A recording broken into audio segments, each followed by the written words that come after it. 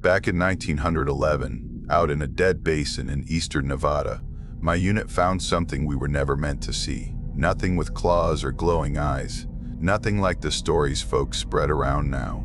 But something down in those old tunnels changed the way I look at dark places for the rest of my life.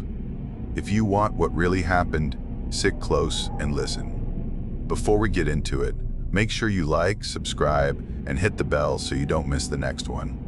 All right, let's begin. I still remember the stink of that basin. Dry dust, old metal, and the kind of sun that burns through uniform cloth like it wants to brand your bones. That was eastern Nevada in the year 1911, and we were a week's ride from anything that passed for a town. The maps called it a dry lake. To me, it looked like the world had been scraped clean by a giant hand and left to bake. We came in slow, our horses tired and sweating under the load. Lieutenant Mercer rode ahead, straight-backed, quiet, looking like he wished he didn't have to talk to any of us. Good officer. Careful. The kind who takes notes even when there's nothing worth writing. I knew he carried that thing from the islands, friendly fire mess, nothing he'd ever speak about. It made him cautious, made him pay attention to details other men let slide. Sergeant Ruiz, that was me then, rode behind him. I figured the place was perfect for what the Army wanted, testing grounds, maybe some artillery shots once the brass got bored. Dry, empty, nothing to hit except rocks and rattlers. You could scream for hours out there, and nothing would echo back except your own damn foolishness. Private Jack Connolly rode beside me. Talked too much. Always nervous about ghosts or devils or whatever nonsense young men fear when they haven't been shot at enough. He'd heard stories from some drifter about strange things in Nevada hills. Tried telling me about it. I told him to shut up and keep his reins tight. Then there was Dr. Amos Bell, War Department geologist, civilian type. He kept fussing with his bags, making sure his rock picks were wrapped in cloth and his little jars were stored just right. You'd think he was hauling gold eggs. Kept muttering about grain formations and faults. His hat was too small for his head and kept slipping, which annoyed him more than bandits ever could. Our guide, Thomas Winnemucca, rode last. Paiute man. Quiet like a coyote watching distant smoke. He knew the basin better than any map made back east. He said little, listened much. Every now and then he'd point at something only he could see. A spring, a ridge, an old minor trail swallowed by sagebrush. We reached the basin by mid-afternoon. Clouds of dust chased us like mad dogs. The place spread out wide, flat, white, a dead lake that hadn't seen water since before any of our grandparents were born. Low black hills sat on its far edge like burnt teeth sticking out of the earth. Mercer signaled we'd set camp near a dry arroyo that curled through the southern end like a scar. Canvas went up fast. Horses watered from what little we carried. The sun leaned west, still hot enough to fry skin. Mercer walked the perimeter, checking rifles, checking bedrolls, checking damn near everything. Routine, he kept saying. Just routine survey, gentlemen. Routine or not, he never let his guard down. He set a rotation for night watch like we were expecting trouble. I didn't blame him. Empty land can hide more danger than a jungle. You think you're alone, then you step wrong and fall into some hellhole a miner left behind 30 years back. Dr. 40 years back. Bell spread his papers on a small wooden table he insisted on hauling. He started sketching the surrounding hills, muttering about layers and seams. Terrible lighting, he complained. Dust everywhere. Unhelpful, truly unhelpful. He said it like the land meant to annoy him personally. Winnemucca walked the ridge near camp, studying the hills with a look I'd seen before, half warning, half memory. When he came back down, he pointed toward an old mining road snaking into the low black rock. White men dug into those hills, he said. Left when silver dried. Some went in and did not return. Connolly swallowed hard. What happened to them? Winnemucca only shrugged. Hills keep what is given to them. That shut the kid up for a while. Later, Mercer sent us to look over what was left of the old ghost camp the map hinted at. Took us maybe a half hour to find it. Nothing more than broken shacks leaning like drunks, a busted boiler with bullet holes in it, a few old ore carts rusted into statues. Wind pushed sand through the cracked boards, making a whispering sound that set Connolly's nerves on edge. On one signboard, half torn away and hanging by one nail, you could still read the words, Silver Basin Consolidated Co., 1887, Dr. Time 8. Bell brushed sand off the board like it mattered for science, took a few notes, then frowned at the hills like they were hiding secrets from him. Mercer just nodded, wrote it all down neat and tidy. Forgotten industry, he said. Nothing more. I wasn't so sure. The place felt wrong. Like men had worked themselves to death here and the land never forgave them. We headed back before sunset. Sky turned orange, basin glowing like a dying hearth. Quiet settled deep, the kind that presses on your eardrums. Even the horses stepped softer, like they knew the place didn't want noise. We stood on a small rise near camp, watching the heat fade off the dry lake. Connolly kicked a rock and tried to sound brave. Bet the worst thing out here is a rattler. Mercer nodded. Probably. But none of us were looking at the basin anymore. Our eyes were fixed on the hills, on the black mouths of those old mine tunnels cut into their sides. They looked like something waiting to breathe. I remember a cold tug in my gut, even in that heat. The tunnels weren't supposed to bother me. I'd seen worse pits in the Philippines, worse darkness. But something in those holes felt patient, like they'd been open a long time, waiting for someone stupid enough to step inside again. Mercer rolled up his map. Tomorrow we head in closer. Catalog the structures, check if any shafting is still stable. Just survey work. Sir, I said, places like that don't stay empty for nothing. He gave me a tired look. Noted, Sergeant. The sun dipped. Shadows swallowed the basin fast. Lanterns came out, horses shifted. The air cooled but never felt refreshing. More like the heat just retreated into the cracks of the earth. When night fully settled, the hills went black. No moon yet. Just empty sky and darker shapes underneath it. I still remember thinking it all felt controllable then. Predictable.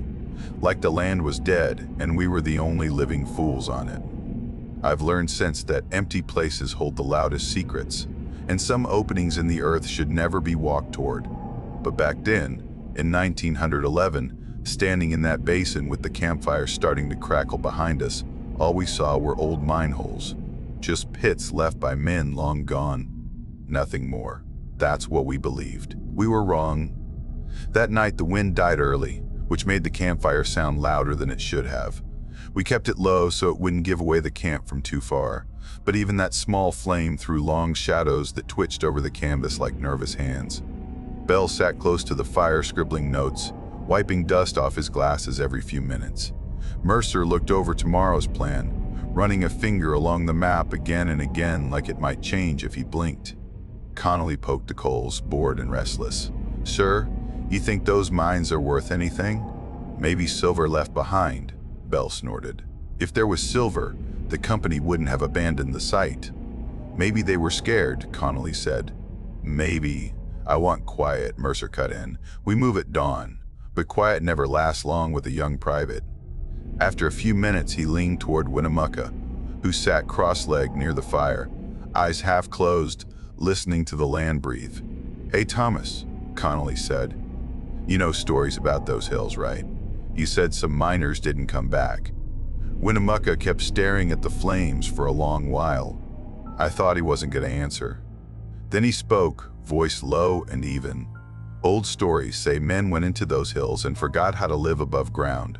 They stayed too long in the dark. Skin cracked like dried riverbeds. Eyes turned away from light. They smelled like wet stone. Connolly's mouth hung open. You saying monsters? Winnemucca shook his head. Not monsters. Men who changed. Men who became something else in their own minds. Connolly leaned closer. Like lizard men? That got a few laughs from the others, but Winnemucca didn't smile. He just said, the hills take from men what they are not ready to lose. The fire snapped. Someone's horse snorted in the dark. I felt a small chill crawl along my arms. Not the kind from cold, just the kind that tells you the night's listening. Mercer closed the map. Stories. Nothing more. Tomorrow, we verify the terrain. We turned in soon after. My thoughts kept circling those old tales, though. I'd heard all kinds during my years in uniform. Jungle spirits, mountain ghosts, river voices. Most were born from hunger, fear, or long nights in places no sane man should be. Still, something about Winnemucca's tone stuck under my skin. At first light, Bell was already up, half excited like a boy on holiday. He wanted to test echoes along the ridge above the mine workings. Sound mapping, he called it. Simple, safe. Nothing in the desert is simple, but we let him work. We followed him up a rocky slope toward a ridge that looked down over the mine road. The air was cold enough to bite the lungs. He set a small charge into a crevice, packed sand around it, then motioned us back. "Ready," he said. "Stand clear." Mercer nodded and Bell lit the fuse. The blast popped sharp and quick, nothing dramatic. But the echo that rolled out didn't sound right. It went down instead of out. A deep, dragging rumble that lasted too long, like something underground was swallowing the sound instead of bouncing it back. Then another thud came, faint and delayed. A second echo far below the first, as if a chamber collapsed somewhere in the deep. Bell's face lit up with excitement. Fascinating. Tunnels beneath tunnels.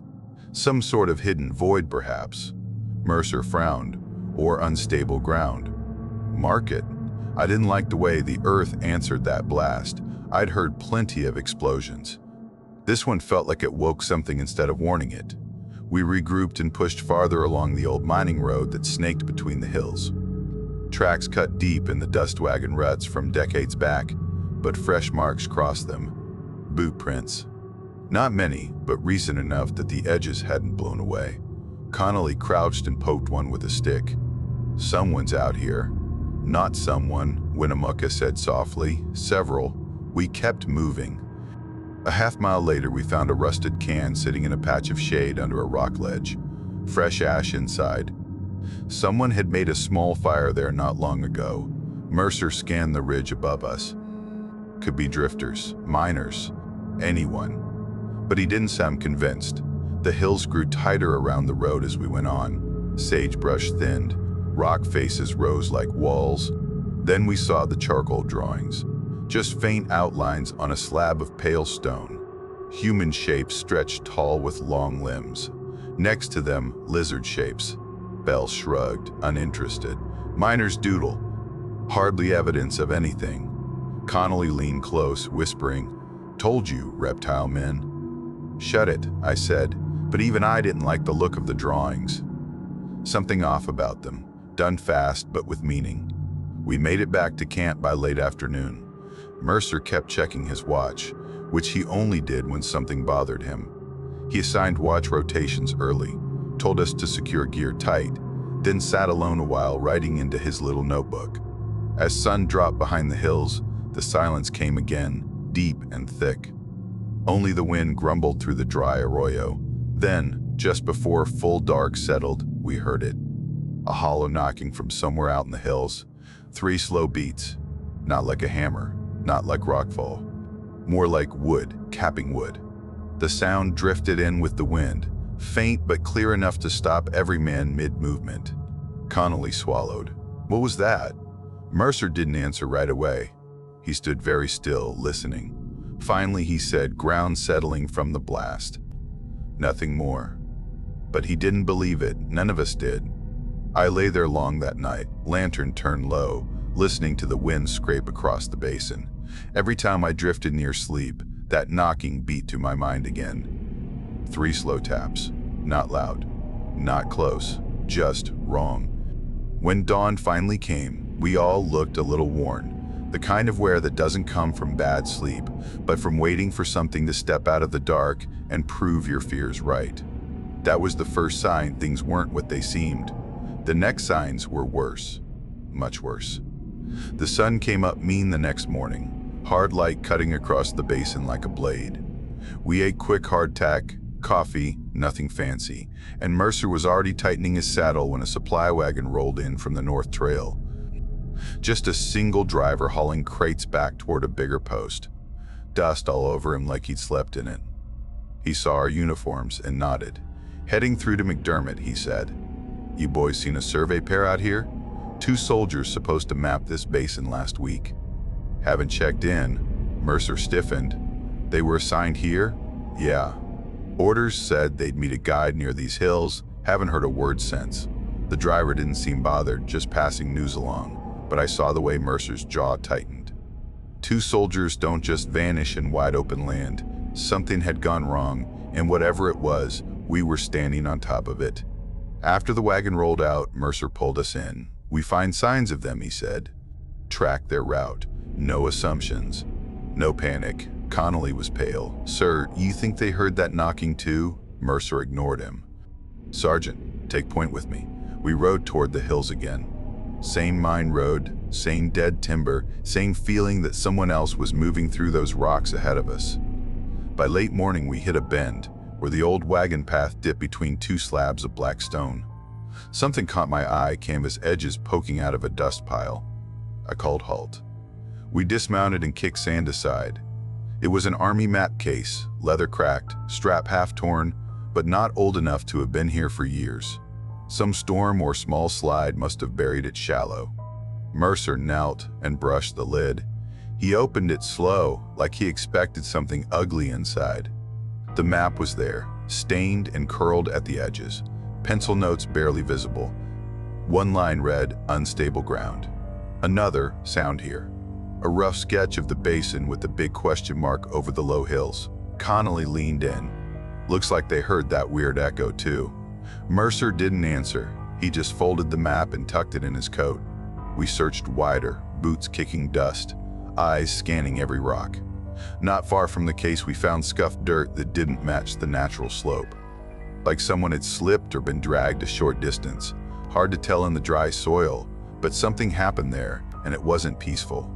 Winnemucca led us farther up the slope toward the old ventilation opening on the hillside, half collapsed. Even before we got close, we smelled it. Dead animal. When we reached the pit, we saw the hindquarters of a horse sticking out from a sinkhole, frozen stiff, hide torn from the fall. It had dropped through what used to be a thin crust over a shaft, dirt packed around the body, but enough of it showed for us to see the skin wasn't right. Patches were cracked, flaking like bark soaked then dried too fast, looked almost blistered. Connolly gagged a little. Something peeled its skin off. Bell stepped closer, adjusting his glasses like that might fix the world. Decomposition, sun exposure, possibly mineral contact. Perfectly natural, natural my ass. The horse had been sick or burned by something before it fell. I'd seen plenty of dead livestock, and nothing ever looked like that. Mercer moved around the sinkhole, brushing dirt with his boot. There's structure under here. He crouched and pulled at a rotted timber. Beneath it, a black gap breathed cool, stale air out at us. He dropped a rock in. We waited. It pinged far down, a faint echo floating back slow. Deep, I said. Too deep, Mercer replied. He marked the spot in his notebook. He hated unknowns. This was a big one. Near the edge of the hole, a support beam stuck out, cracked and brittle. Someone had drawn on it with charcoal. Rough lines. A human figure, but the skin pattern scratched in looked like scales. The mouth had a split tongue line. Beneath it was one word in shaky letters, changed. Connolly stared at it too long. Sir, those stories, Mercer shut him up fast. It's miners' graffiti, nothing else. But I saw his eyes trace the drawing twice, like he was forcing himself to believe his own words. We spent the next hour checking the nearby ground, looking for another trail, another sign the survey team might have left. Nothing but more broken timbers and old dugout vents that had collapsed long ago. The place felt like a graveyard for tunnels. No sound except our own boots crunching grit. Finally, Mercer called it. We go back to camp. Prepare a descent. No one goes down until we have gear ready. I'm not losing any of you to bad footing. As we turned our horses back toward the basin, Bell stopped, head tilted. You hear that? He whispered. I listened. For a moment, only wind, then faint, 3 soft knocks. From under the ground, Bell went pale. That wasn't an echo. Mercer snapped, mount up. We rode back faster than we left. The basin spread out quiet as ever, but the quiet felt different now. Heavy. watching. At camp, Mercer made notes like he always did, but his hand shook once, just slightly. He hit it fast. Connolly kept looking toward the hills. "Sir, those men, the missing ones, you think they're—" "Stop," Mercer said. "We don't know anything yet, but we knew enough to feel something waiting under our boots. That drawing on the beam, the cracked skin on the dead horse, the map case left like the soldier dropped it in a hurry, the deep echo from Bell's blast, the knocks. Something moved under those hills. Not beasts, not spirits. Something that walked, something that listened." We ate supper in silence. Nobody joked, not even Connolly. When night finally pulled itself over the basin, none of us slept easy. The stars felt too far away, the campfire too small. I lay awake listening for those knocks again, praying I wouldn't hear them. I did. 3, slow, slow, quiet, deep, deep, and I knew then, whatever swallowed that survey team wasn't done yet. Morning came mean again. No wind, no clouds, just heat building fast, turning the basin into a big dry skillet. Mercer didn't waste time. He called us in tight and laid out the plan. "We go down that shaft today," he said. "Controlled, slow, marked routes. 4 of us only," he pointed. Me, Ruiz, Connolly, Harris. Harris was a quiet private, steady hands, didn't brag. Good man to have in the dark. Bell fussed over his notebooks. "I'll record from the surface," he said, pretending he didn't want to be down there. Truth was, he was scared of tight spaces. I didn't blame him. Winnemucca tightened his horse's reins and said, "I listen from above. Hills speak before they break." Mercer nodded like that made sense. Gear was simple. Lanterns, kerosene, rough rope, chalk for marks, a small medical kit, and our weapons. Carbines were awkward underground, but leaving them behind felt worse. I packed mine anyway. Connolly grabbed his revolver like it was a lifeline. We rode to the collapsed sinkhole where the dead horse had dropped. Flies buzzed around what was left of its hide. The smell was ripe, thick in the throat. Mercer anchored rope to a solid rock spur. Harris checked knots twice. Good man. "Lanterns lit," Mercer said. "Connolly, you're second. Sergeant, behind me. Harris, you close." Winnemucca stood a few paces back, eyes on the hills. "If Earth moves," he said, "come up fast." "Helpful," Connolly muttered. Mercer threw me a look. "Keep him quiet." Then he climbed into the hole. The air coming out of that shaft felt wrong, cold, stale, with a metallic edge like old blood on iron. My lantern flame flickered even though there wasn't any wind. I followed Mercer down the old timbers. Wood creaked under our boots. Some planks were rotted so bad they crumbled at a touch. Dust fell in thin streams from joints in the rock. The shadows moved with us, thick and close. About halfway down, the shaft widened a bit. White mineral streaks coated the walls like frost. Old pick marks showed where miners had hacked their way through decades earlier. Every now and then, my lantern caught something small. An old nail, a broken buckle, a scrap of cloth turned brittle.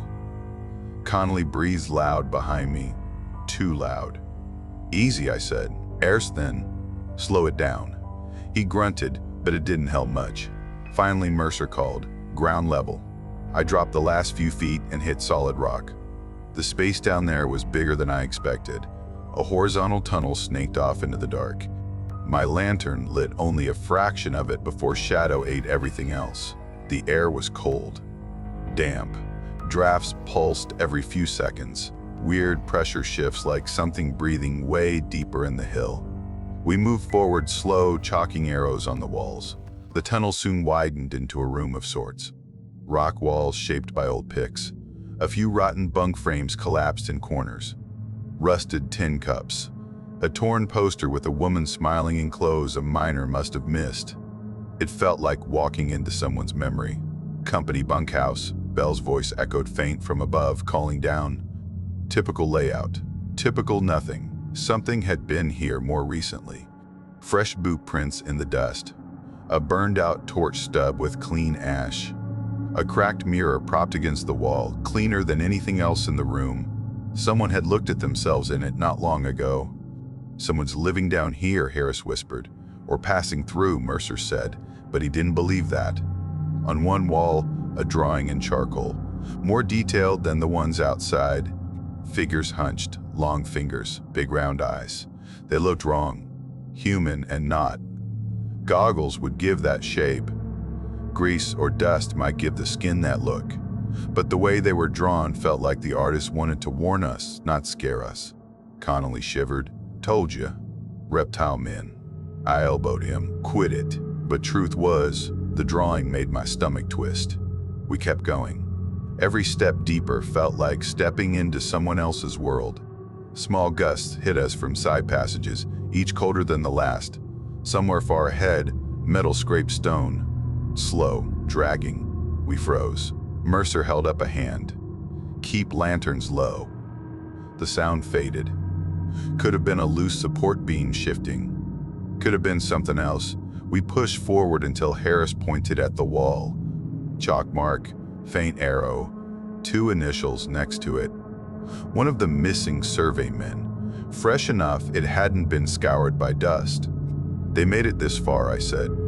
A few feet beyond that, Harris found a canteen. Army issue, dent on the side. Not rusted through, no dust layer. Dropped, Mercer said, in a hurry. We moved slow now, guns half raised. The tunnel forked ahead, one side tight and narrow, the other bending out of sight. Then someone coughed. Close, not echo, not wind, human. Conley froze like a rabbit. Harris tightened his grip on the lantern. Mercer lowered his center of gravity, rifle angled but not raised. Forward, he whispered. Lanterns low. We crept toward the sound. My heart thumped heavy. Every footstep felt like it echoed too loud. I kept expecting someone to jump from the dark. The coughing stopped. That made it worse. Silence settled deeper, thicker than before. We rounded the bend. Mercer lifted his lantern just a bit, and I saw movement ahead. A shadow pulling back into another corridor. Fast.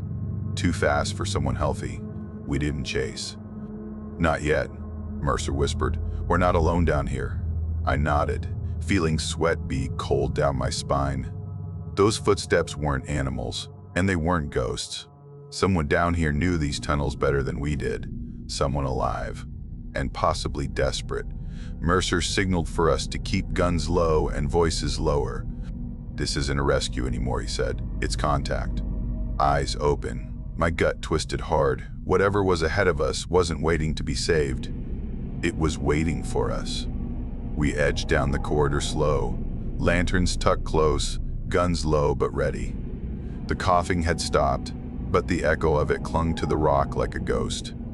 Mercer kept making these small hand signals. Quiet, slow, watch the corners. I'd followed him long enough to know when he felt out of his depth. He felt it now. The tunnel bent left, then dipped a little. Dust thick on the floor except where someone had dragged their feet. Fresh trails. One set small, another heavier. Someone had been carrying weight. My lantern flickered again even without wind. Bad air, maybe. Or something deeper shifting. Then we saw it. At the far end of the corridor, barely lit, a figure hunched over a rock wall. Skinny. Wrapped in old cloth. Goggles catching our lantern glow, turning its eyes into 2 big white circles. It turned toward us. For a split second, those goggles looked like real eyes. Huge, round, shining. Skin dark and patchy, like scales in the half-light. Connolly hissed, Jesus, lizard man. The figure bolted into a side passage fast, quicker than a starving man should move. Human, Mercer whispered. Just grease and goggles. Nothing else. But the way he said it told me he was trying to convince himself more than Connolly. We followed slow. Not chasing, just tracking. A few yards in, the passage opened into a small chamber cut from rough rock. 2 bedrolls, a few scraps of cloth, a burnt torch stub, and on a flat slab, someone lying still under a blanket. Mercer rushed forward. Soldier! The man under the blanket jolted awake, eyes wide, skin cracked along the temples and cheeks. He tried to sit up but fell back with a groan. One of the missing survey team. Harris knelt beside him, checked his pulse. Alive. Fever. The soldier's voice came out dry and broken. "They live down here, don't like sunlight, don't come up." His skin was wrong, cracked, flaking, almost hardened in places, like burns mixed with long sickness. In that dim light, it looked scaled. Bell would have called it mineral exposure or rash. But down there, breathing that stale air, it felt like something had crawled under his skin. In the corner, wrapped in old blankets, lay the other survey soldier, dead, leg crushed by a slab of rock. Probably fell during a cave-in. His face had sunk into the kind of stillness only dead men wear. Connolly whispered, "They kept them here." "Like prisoners, or caretakers," I said. Even as I said it, I wasn't sure. Footsteps scraped in the dark behind us. I swung my lantern. 2 more figures stood at the entrance to the chamber, holding homemade metal hooks and picks, their faces covered in cloth smeared with dark grease, goggles shining back at us like animal eyes. They didn't move, didn't speak. Connolly reached for his revolver. "Don't," I snapped. Then a voice from behind them said, "Enough." A man stepped forward. Older, maybe 40s, beard streaked gray, shoulders slumped like he'd carried too much for too long.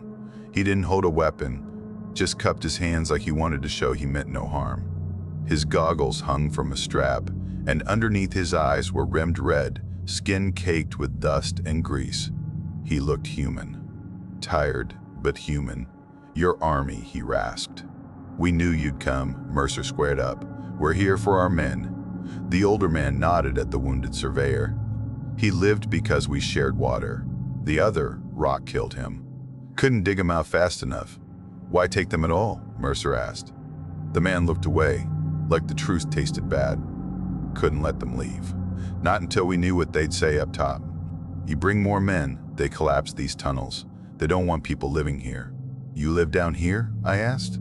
He nodded. "Since the company left us. Promised pay, promised supplies. Never came back. Some drifted in later drunks, runaways, folks with nowhere else to go. Down here's rough, but it's ours." His people shifted behind him, nervous, like they weren't sure whether we were about to kill them or bargain. Mercer kept his rifle angled low. The drawings outside, the markings. The older man exhaled slow. "Miners draw strange things. Years in the dark make shadows look wrong. Grease keeps dust out of cracks in your skin. Goggles help your eyes when lanterns flare. People see us quick in the dark. They get scared. Call us scaled. Call us creatures." He stared at Connolly. "You boys came in with the stories already in your heads." Connolly bristled but stayed quiet. One of the tunnel dwellers stepped forward, younger, eyes wild behind goggles. He jabbed his hook toward us. "They'll bring soldiers. Clear us out. Kill us in the daylight." Mercer raised a hand. "We're here for the wounded man. Nothing else." The younger one spat. "Lies. Always lies." The leader muttered, "Quiet, Jonah." But Jonah didn't quiet. His breathing grew sharp. His grip tightened on that hook. The cracked skin on his neck flaked when he moved, making him look even less human to Connolly. The younger man hissed, "They don't leave with him." Not alive. Harris tensed beside me. My hand dropped to my revolver but didn't draw. Mercer stepped closer to the leader. "We take the wounded man. We go. We don't report your community. We don't know anyone down here harm." The leader searched Mercer's face long and hard. "You can't know what your officers will do." "I know what I'll write," Mercer said. "And what I won't." Before the leader could answer, the rock under our feet trembled, the kind of tremor that comes from somewhere deep, not from footsteps. Dust drifted from the ceiling in thin sheets. One of the dwellers hissed, "Cave in." Jonah took a nervous step back, then forward again, torn between fear of us and fear of what was coming. The leader raised his hands. "If we fight, we all die down here. Let me think." Another tremor rolled through, stronger. A lantern on the wall toppled and cracked. Flame hissed out. Darkness crept in fast around the edges of our light. Mercer spoke low. "We are taking him with us. Decide now." The leader closed his eyes for a second that felt too long. Then he said, "We'll help you carry him, but you follow our path. Not yours. The old tunnels are failing. Jonah snarled something under his breath, but he didn't attack. The leader turned to his people. Clear the northern corridor. As they moved, shadows twisting across the chamber, I felt something shift inside me. Fear, sure, but also a strange pity. These weren't reptiles, weren't monsters. They were men who'd been buried alive by the world and learned to breathe in the dark. But pity didn't make the tunnel safer. We lifted the wounded soldier. His breath rattled. His skin looked worse in the lantern glow, cracked, dry, broken in places, a half-starved life. The leader stepped beside us. Follow close. He took one last look at the dead surveyor, then swung his lantern toward the deeper tunnel. We moved now, he said, and deeper we went, toward the dark that didn't care who walked it. We barely cleared the chamber when the next tremor hit. Stronger, a low grinding from somewhere deep in the hill. The tunnel walls shivered like they were alive. Dust rained off the ceiling in thin streams. Move, the leader barked. We tightened our grip on the wounded surveyor and pushed behind him into the northern corridor. Jonah and two others rushed ahead with lanterns, checking supports, knocking on timbers with quick taps that told them more than I wanted to know. But the rock wasn't listening to them anymore. A roar echoed from behind us. Then a heavy crack. Something big fell. The chamber we'd just left vanished in a wave of dust flooding the corridor like a storm. Connolly shouted, "Cave in, Jesus!" "Keep going," Mercer snapped. We stumbled forward blind for a moment, choking on the dust. Lamps flickered hard. The air tasted like crushed rock and old poison. When the dust settled enough to see, I risked a look back. Where the chamber had been, there was nothing, just a wall of rubble. "No way out," Harris muttered. "We're trapped." "No," Mercer said, though his voice wasn't steady. "Just redirected." The leader coughed, wiping dust from his beard. "The old shafts aren't safe. Haven't been for years. We warned you." Jonah pointed his hook at us like it was our fault the earth moved. "Bringing soldiers down here brought this." "Enough," the leader growled. "Not now." The bad air thickened the further we went. Oily taste. Made my head ache. Made the lantern light swim. The wounded soldier moaned in my arms, barely conscious. The corridor narrowed. We had to go single file, hefting him between me and Harris.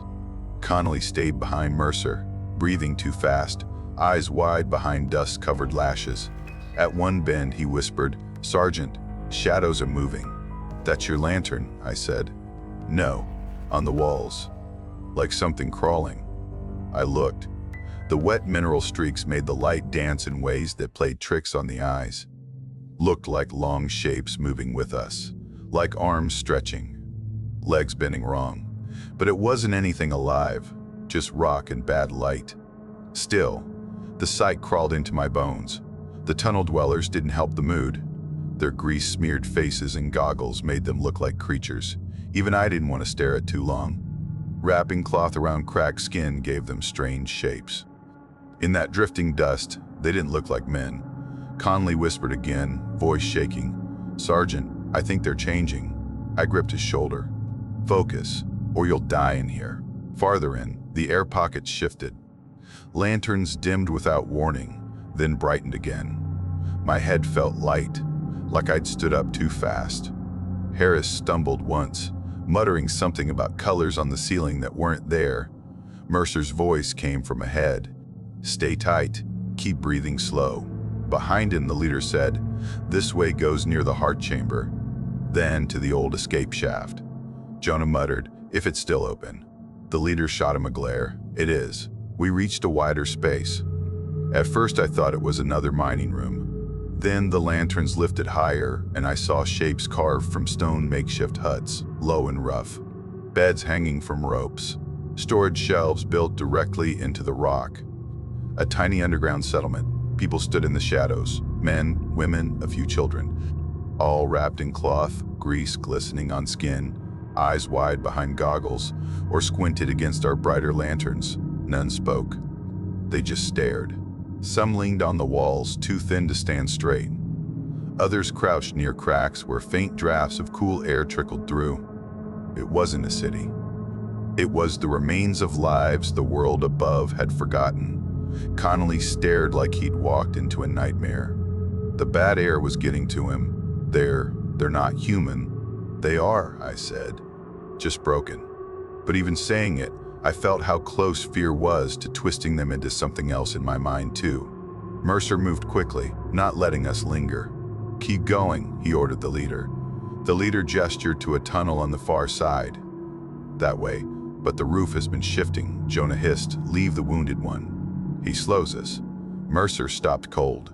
"We don't leave our own." Jonah raised his hook. "Then we die here." Before Mercer could answer, another tremor rattled the chamber. Some of the dwellers cried out. A rock fell from the ceiling and smashed to pieces near Jonah's boots. He jumped back, rage mixing with fear. Mercer stepped closer to him. "We are all leaving. Together." Jonah looked ready to attack. His cracked skin flaked as he tightened his grip.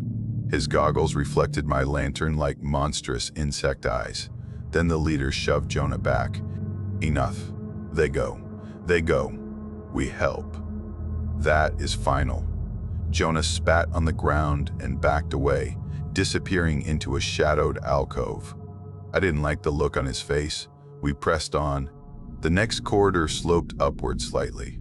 Air tasted a little fresher, but not by much. The wounded soldier's breath rattled louder. His skin had taken on a gray cast. Mercer checked him. "Hold on," he whispered. "Just a little more." Up ahead, the leader called back. "We're close. Stay quiet." The rock is listening. That didn't help Connolly's nerves. Listening? What does that mean? These tunnels alive or something? "It's a saying," I muttered. "Keep your head on." But I felt it too, the sense the stone was waiting for something. Halfway up the corridor, we heard a rumble deeper in the hill. A long, dragging sound like a giant stone slab shifting in its sleep. The leader stopped. "That's not a natural fall." Mercer lowered his lantern. "Then what is it?"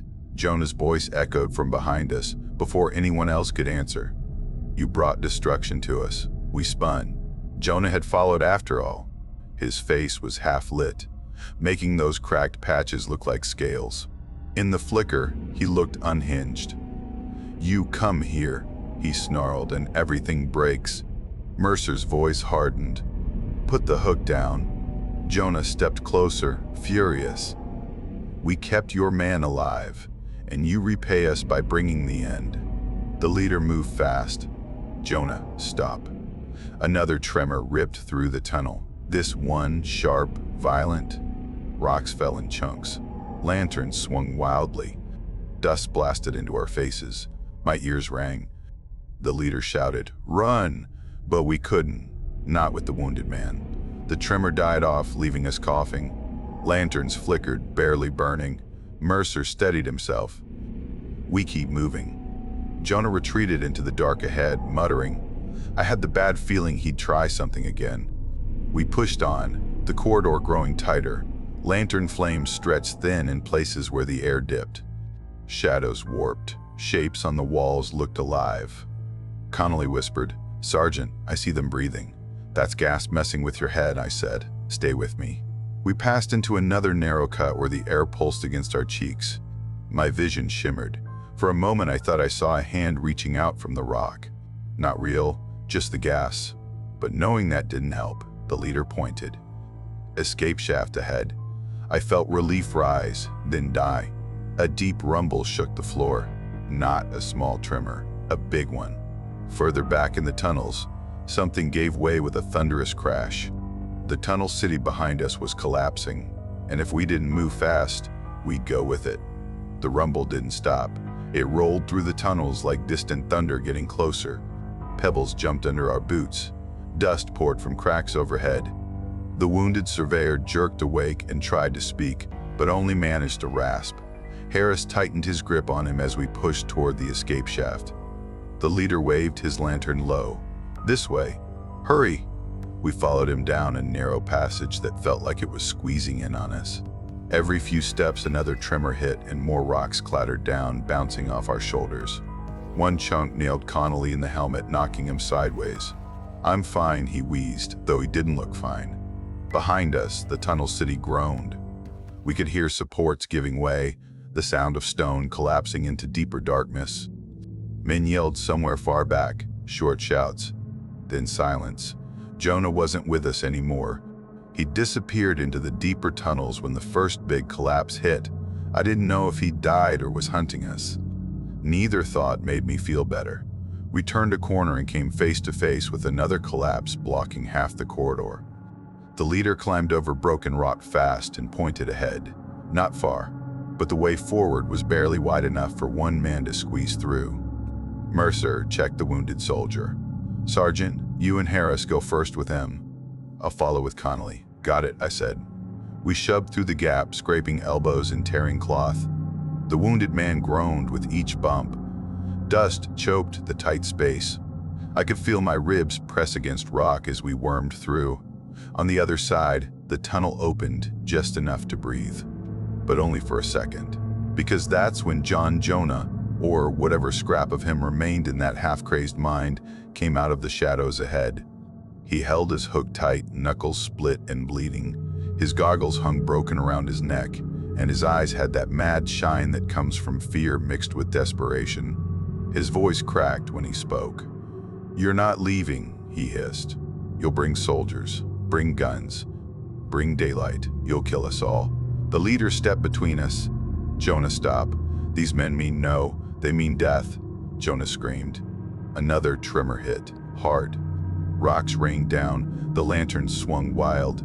Jonah staggered, then lunged at us with the hook raised high. I shoved Harris back with the wounded soldier. Mercer scrambled through the gap behind us, rifle coming up instinctively. I drew my revolver but couldn't get a clean shot. Too much dust, too little room. Jonah tackled the leader first, slamming him into the wall. The leader grunted and tried to wrestle the hook away. Their struggle kicked rocks loose, and the whole corridor felt like it might snap in half. Connolly screamed, "He's going to kill him!" Mercer charged forward and grabbed Jonah by the collar. Jonah turned, swinging the hook blindly. Mercer ducked it, but the metal scraped his shoulder, tearing cloth. I stepped in and punched Jonah hard across the jaw. He barely felt it. His eyes darted to the wounded surveyor, bleeding and half-conscious in Harris's arms. Jonah lunged at the man like taking him hostage might save his dying world. Mercer moved first. A shot cracked the tunnel. Gunfire underground doesn't sound like gunfire outside. It punches the ears, fills the space with raw pain. Dust exploded from the ceiling in a thick wave. The lantern stuttered again. Jonah froze. Then he crumpled to the ground. Mercer lowered his pistol, chest heaving. "He forced it," he said, but he sounded like a man talking to himself, not to us. The leader stared at Jonah's body, face carved with shock. He knelt beside him, touching Jonah's cracked cheek with the same gentleness you give a dying brother. "Could have talked him down," the leader whispered. "He wasn't always like this." Another deep rumble shook the walls. Loose stone cascaded behind us. Somewhere farther back, the tunnel gave a long, groaning wail before collapsing in a roar. "Move," Mercer said. "No time." The leader stood slowly, looked at Mercer, looked at Jonah's body. He didn't speak, but his expression said everything. From this moment on, there would be no peace between our world and theirs. Not if we ever came back. But he stepped aside and pointed us onward. "This way," he said. "The escape shaft is ahead. It angles up to the daylight." We hurried, half running, half stumbling. The floor pitched under us with each tremor. Harris and I carried the wounded man between us, his breath rattling like a cracked bell. Connolly kept watch behind, shaking harder with each collapse. "Sir, the whole place is falling apart." "I know," Mercer said. We reached a tight bend where the ceiling hung low. The leader crawled through first, his lantern held close to the rock. I went next, dragging my shoulders through the narrowest part. Dust filled my nose, my knees scraped stone. The wounded man moaned again, then light, not bright, just a faint gray glow seeping down from above. "The shaft," the leader said. "There." The shaft slanted up at a steep angle. Old timbers lined the walls, half rotted, half cracked, but there was space. Air flowed weakly down from the top, dry and dusty but fresher than the tunnels. It felt like hope. Mercer said, "Sergeant, Harris, get him up first." We maneuvered the wounded soldier onto the rope. Harris climbed behind him to push and steady. I followed close, lantern hooked to my belt. Every few seconds, another tremor rattled the wood above us. Splinters rained down. The shaft groaned like it would collapse before we reached the top. We climbed fast, faster than was smart. The wounded soldier slipped once, and I caught him by the belt. My shoulder screamed from the strain. Below us, Connolly and Mercer started their climb. The leaders stayed at the bottom, lantern in hand, watching the tunnels shake themselves apart. A chunk of timber fell, crashing between Connolly and Mercer. Someone swore. Another tremor shook the shaft. The leader shouted up, "If you bring the army back, they will crush us." "You know this." Mercer didn't answer right away. Then he called back, voice rough and hollow, "We'll say as little as we can." It wasn't a promise, but it was something. The leader nodded once like he'd expected that answer and stepped back into the shadows just as a rock slide thundered somewhere behind him. We pushed upward. Hands burned. Lungs screamed. Dust blinded us. When my lantern flickered out completely, I climbed by instinct alone. Then, cool wind hit my face. Real wind. Daylight cut through a crack ahead, blinding after hours in the dark. We crawled out of a jagged sinkhole on the far side of the hills. Desert air slapped us hard. The sun was low in the sky, bathing the basin in late afternoon gold. Winnemucca was the first to reach us. He'd been circling the hills, looking for any sign we'd surface. Bell was with him, pacing, sweat-soaked and panicked. When they saw us, Bell nearly collapsed with relief. "What happened?" "Where did you?" Mercer cut him off with a look. Later, we carried the wounded surveyor to a patch of shade. He was barely holding on. Harris worked on him, giving tiny sips of water. Bell kept asking questions. Mercer refused to answer. I turned back toward the sinkhole. No one followed us out, just darkness staring up from the earth, holding its secrets tight. And I knew we weren't leaving the truth behind. We were burying it. We rode out at first light. No one said a thing for the first few miles. The wounded surveyor drifted in and out, fever burning him up. Harris kept giving him drops of water. Connolly rode behind us, quiet for once, staring at the hills like they might open up and swallow him if he blinked. Mercer led the line, straight-backed but different now. Something in his shoulders had shifted, like the tunnels were still pulling on him. Winnemucca didn't speak either. He just watched the ridge behind us shrink into the haze. When the hills finally disappeared, he nodded once. "They won't follow," he said. "Not their way. They stay in the dark." I didn't answer. I was still hearing those tunnels collapse behind us. The cries, the stone falling, Jonah's body hitting the ground. It echoed in my skull worse than any gunshot I'd heard. By the time we reached Fort McDermott 2 days later, the wounded soldier was barely alive. The medics took him straight to the infirmary. The other body we brought home wrapped in canvas. Men gathered quiet when they saw the bundle. Everyone understood what that meant. Mercer disappeared into his quarters for half a day before writing his report. He came out looking like the paper weighed more than a rifle. He handed it off to the adjutant without a word. I saw a piece of that report later. Not the whole thing, just enough. Missing personnel recovered, one deceased. Evidence of unauthorized mine shelters. Tunnels unstable and hazardous. Recommend immediate sealing. No mention of the underground settlement. No mention of men living in darkness. No mention of Jonah, or the leader, or the whole world buried under those hills. Mercer protected them, and he protected us from the questions that would have followed. In the barracks, though, you couldn't keep a lid on anything. Word got out that we'd found the missing survey team. Then someone asked how. Then someone asked what else was down there. Connolly, still shaken but needing attention like a dog needs a bone, started talking. He didn't lie, not on purpose. But fear does strange things to memory. He told the others, "You should have seen their eyes. Big as lantern glass. Didn't blink." They just stared at you like a snake sizing up a rabbit. Men leaned in close, listening. And their skin, Conley said, cracked all over, shining in the lantern light. Scaled. Looked wrong, someone asked. Scaled?